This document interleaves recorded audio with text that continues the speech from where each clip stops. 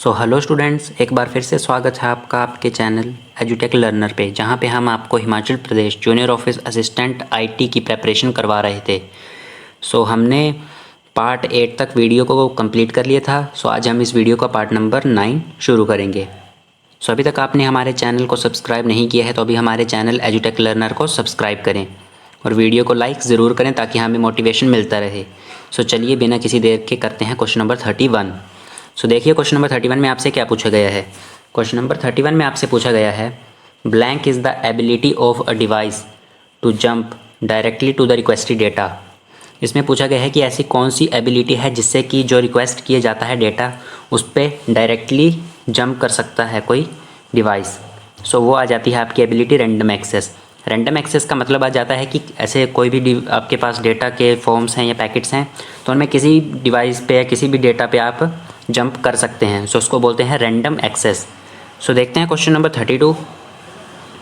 सो question number 32 में आपसे पूछा गया है, एक मिनट ज़रा।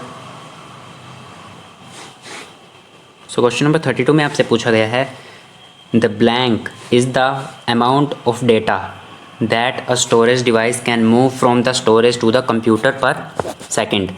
तो इसमें आपका आंसर आ जाता है डेटा ट्रांसफ़र रेट। इसमें बेसिक्स आपसे यही पूछा गया है कि जो अमाउंट ऑफ डेटा स्टोरेज से किसी डिवाइस या किसी और स्टोरेज में मूव किया जाता है पर सेकंड, उस स्पीड को क्या कहते हैं, फिर उस अमाउंट को क्या कहते हैं, तो उसे कहते हैं डेटा ट्रांसफ़र रेट। सो देख लेते हैं next question, question number 33। Question number 33 में आपसे पूछा गया है, वर्चुअल मेमोरी क्या है। वर्चुअल मेमोरी की आपसे डेफिनेशन पूछी गई है। सो उसे देखते हैं हम। सो जैसे कि आप सभी जानते हैं, वर्चुअल मेमोरी वो मेमोरी होती है जो कि जैसे इल्यूजन होता है या फिर आपकी जो मेन मेमोरी होती है उसे लार्ज करने के लिए इस्तेमाल की जाती है। तो यहाँ पे आपका ऑप्शन नंबर 3 राइट हो जाएगा, an illusion of extremely large main memory. मतलब कि वर्चुअल मेमोरी आपकी मेन मेमोरी के स्टोरेज को बढ़ा देती है या फिर स्पेस को बढ़ा देती है। क्वेश्चन नंबर 34 में आपसे पूछा गया है, डायनामिक रैम्स कंज्यूम, मतलब कि वो कितनी पावर को कंज्यूम करती है, और उसकी and then the static memory, और उसकी कितनी स्पीड होती है स्टैटिक रैम के मुकाबले। सो इसमें आपका ऑप्शन नंबर आ जाएगा 2 राइट, क्योंकि जो आपकी डायनामिक रैम होती है वो मोर पावर कंज्यूम करती है और स्लो होती है स्टैटिक रैम से। लेकिन जो आपकी स्टैटिक रैम होती है वो पावर भी लेस कंज्यूम करती है और फास्ट भी होती है, क्योंकि उसमें जो मूविंग पार्ट्स होते हैं वो कम होते हैं या फिर होते ही नहीं हैं। सो देख लेते हैं क्वेश्चन नंबर 35।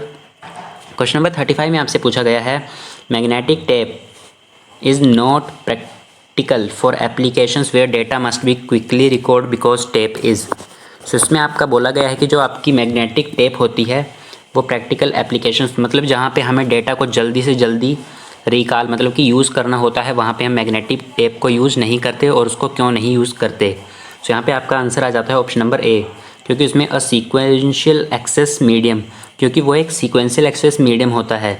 जैसे कि आपको मैं एग्जांपल दे देता हूँ कि जैसे कि यहाँ पे आपका टेप का रोल है, यहाँ पे भी आपका मैग्नेटिक टेप का रोल है।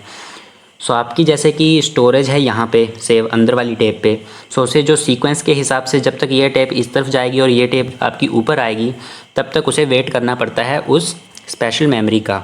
सो इस तरह से आपकी जो आंसर आ जाता है वो ऑप्शन नंबर 2 राइट हो जाएगा। सो देख लेते हैं क्वेश्चन नंबर 36।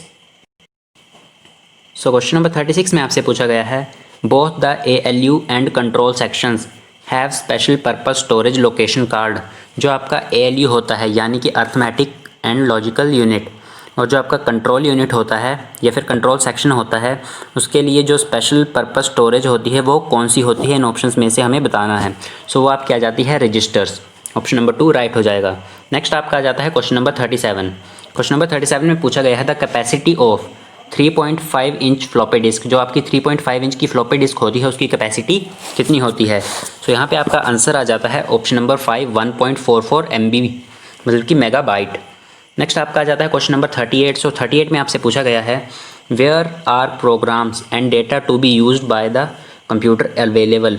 जो आपका कंप्यूटर के द्वारा प्रोग्राम और डेटा को यूज़ किया जाता है वो कहाँ पे होते हैं। तो इसमें आपका आंसर आ जाता है स्टोरेज, क्योंकि जो आपके प्रोग्राम और डेटा होते हैं वो आपके स्टोरेज में ही स्टोर किए जाते हैं।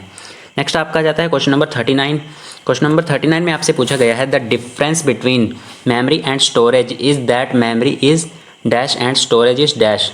सो इसमें आपसे पूछा गया है कि जो बेसिक डिफरेंस है मेमोरी और स्टोरेज के बीच में वो क्या है।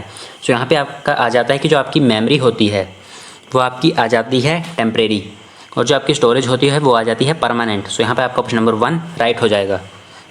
नेक्स्ट देख लेते हैं क्वेश्चन नंबर 40। क्वेश्चन नंबर 40 में आपसे पूछा गया है which of the following is the magnetic storage device. So यहाँ पे आपसे पूछा गया है कि इनमें से कौन सा मैग्नेटिक स्टोरेज डिवाइस है। सो जैसे कि आपको पता ही होगा कि जो मैग्नेटिक टेप होती है वो भी मैग्नेटिक स्टोरेज डिवाइस होती है, जो आपका फ्लॉपी डिस्क होता है वो भी आपका मैग्नेटिक स्टोरेज डिवाइस होता है, और जो आपका हार्ड डिस्क ड्राइव होता है वो भी आपका फ्लॉपी डिस्क ड्राइव ही होता है। सो यहाँ पे आपका ऑप्शन नंबर 1 राइट आ जाएगा, हार्ड डिस्क। सो नेक्स्ट देख लेते हैं question number 41। So question number 41 में आपसे पूछा गया है blank act as temporary high speed holding area between the memory and the CPU thereby improving processing capabilities. So यहाँ पे आपका ऑप्शन नंबर 4 आ जाता है। इसमें ये पूछा गया है कि जो आपका टेम्परेरी हाई स्पीड होल्डिंग करता है एरिया, मतलब कि जो आपका हाई स्पीड डेटा को होल्ड करता है वो मेमोरी कौन सी होती है जो कि CPU तक आपका डेटा को पहुँचाने का काम करती है, वो आपकी आ जाती है कैशे मेमोरी। नेक्स्ट आपका जाता है क्वेश्चन नंबर 42। क्वेश्चन नंबर 42 में आपसे पूछा गया है storage that retains its data after the power is turned off is refers to. So ये आपका बिल्कुल बेसिक आ जाता है। इसमें पूछा गया है कि अगर आपकी पावर को ऑफ कर दिया जाए तो ऐसी कौन सी स्टोरेज है जो कि आपके डेटा को स्टोर रखेगी। सो वो आपकी आ जाती है non volatile storage. Option number 2 आपका राइट हो जाएगा। देख लेते हैं क्वेश्चन नंबर 43। क्वेश्चन नंबर 43 में आपसे पूछा गया है which of the following are advantages of CD as a storage medium. So इनमें से पूछा गया है कि जो CD के स्टोरेज मीडियम के रूप में जो एडवांटेजेस हैं वो बताने हैं हमें यहाँ पे ऑप्शंस में। सो देख लेते हैं हम पहला ऑप्शन। सो इसमें पूछा गया है CD is an inexpensive way to store large amount of data and information. So यहाँ पे आपका राइट हो जाता है कि CD इनएक्सपेंसिव होती है, मतलब कि जो सस्ती होती हैं और उन्हें large amount of data store करने के लिए इस्तेमाल किया जाता है। नेक्स्ट आपका जाता है CD-ROM disk retrieves data and information more quickly than magnetic tape. तो हाँ, ये भी सही है कि जो आपकी CD-ROM होती है वो मैग्नेटिक टेप से ज़्यादा फास्ट डेटा को रिट्राइव करती है। सो यहीं से आपको पता लग रहा होगा कि आपका ऑप्शन नंबर 4 राइट होने वाला है। नेक्स्ट थर्ड आपका आ जाता है ऑप्शन की CD-ROM makes less efforts then magnetic media. तो ये भी आपका राइट हो जाता है कि CD-ROM मैग्नेटिक मीडिया से कम एफर्ट में डेटा को स्टोर और रिट्राइव कर सकती है। सो आपका ऑप्शन नंबर 43 का क्वेश्चन नंबर 4 मतलब कि आपका ऑप्शन 4 राइट हो जाएगा। नेक्स्ट देख लेते हैं, नेक्स्ट पेज पे चलते हैं क्वेश्चन नंबर 44 की तरफ। सो यहाँ पे क्वेश्चन नंबर 44 में आपसे पूछा गया है which of the following has the smallest storage capacity. So यहाँ पे आपके पास ऑप्शन दिए गए हैं और पूछा गया है कि इनमें से सबसे कम स्टोरेज कैपेसिटी कौन से स्टोरेज डिवाइस की है। तो यहाँ पे आपका आ जाता है answer floppy disk. Option number 3 right हो जाएगा। क्वेश्चन नंबर 45 में आपसे पूछा गया है the computer abbreviates KB usually means. जो आपके कंप्यूटर में KB बोला जाता है वो उसकी फुल फॉर्म क्या होती है। सो KB की आ जाती है आपकी किलोबाइट। सो चलते हैं क्वेश्चन नंबर 46 की तरफ। सो क्वेश्चन नंबर 46 में आपसे पूछा गया है the term bit is short for. जो आपकी टर्म बिट होती है वो किस लिए इस्तेमाल की जाती है। सो यहाँ पे आपका आंसर आ जाता है बाइनरी डिजिट, क्योंकि जो बिट होती है उसमें 0 और 1 की फॉर्म में डेटा को स्टोर किया जाता है तो उन्हें बाइनरी डिजिट भी बोला जाता है। क्वेश्चन नंबर 47 देखते हैं। क्वेश्चन नंबर 47 में आपसे पूछा गया है मेगाबाइट इज़ इक्वल्स टू। जो आपकी 1 मेगाबाइट होती है वो आपकी किसके इक्वल आ जाती है 1024 किलोबाइट के। ऑप्शन नंबर 2 राइट हो जाएगा। क्वेश्चन नंबर 48 में आपसे पूछा है blank is the smallest memory measurement unit. जो सबसे स्मॉलेस्ट मेमोरी मेजरमेंट यूनिट होती है वो कौन सी होती है। तो वो आपकी आ जाती है बिट। बिट में आपका 0 और 1 की फॉर्म में डेटा को स्टोर किया जाता है, तो आपकी सबसे स्मॉलेस्ट मेमोरी मेजरिंग यूनिट आ जाती है। नेक्स्ट आता है क्वेश्चन नंबर 49।